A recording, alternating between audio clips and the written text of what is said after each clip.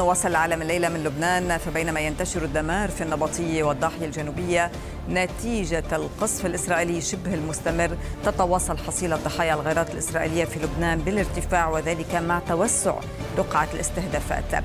بحسب آخر حصيلة رسمية ارتفعت أعداد قتلى الغارة الإسرائيلية على صيدا جنوب لبنان إلى 9، كما استهدف قصف إسرائيلي مماثل الساحل البحري قبالة منطقة البرغلية في سور.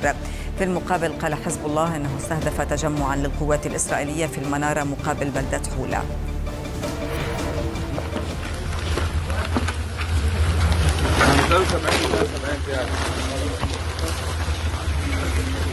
يلا شباب فهمنا فيصل طلع في كتب قرآن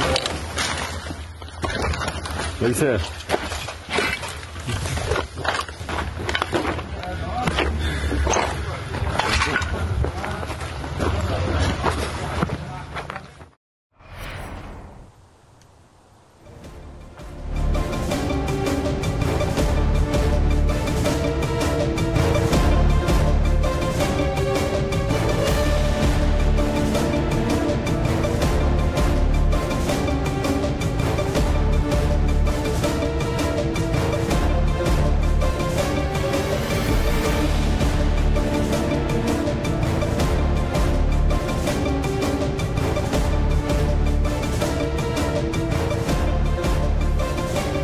وفيما يشتد التصعيد في الجنوب، أصدر الجيش الإسرائيلي أوامر بإخلاء عدة بلدات جنوب لبنان. 14 بلدة تلقت إنذارا بضرورة تحرك أهاليها بدعوى أن البقاء فيها سيشكل خطرا على حياة المدنيين، داعيا إلى توجههم جميعا نحو شمال نهر الأول، قائلا أيضا أن نشاطات حزب الله تجبر إسرائيل للتعامل معها بالقوة، مشيرا في بيانه إلى أنه يتعين على أهالي بلدة تفاحة والغسانية والبابلية والزرارية والقصيبة وحبوش وكفر الرمان وأرنون ويحمر والخيام والخربة وعرب اللوزية والمروانية ودير سريان المغادرة على الفور.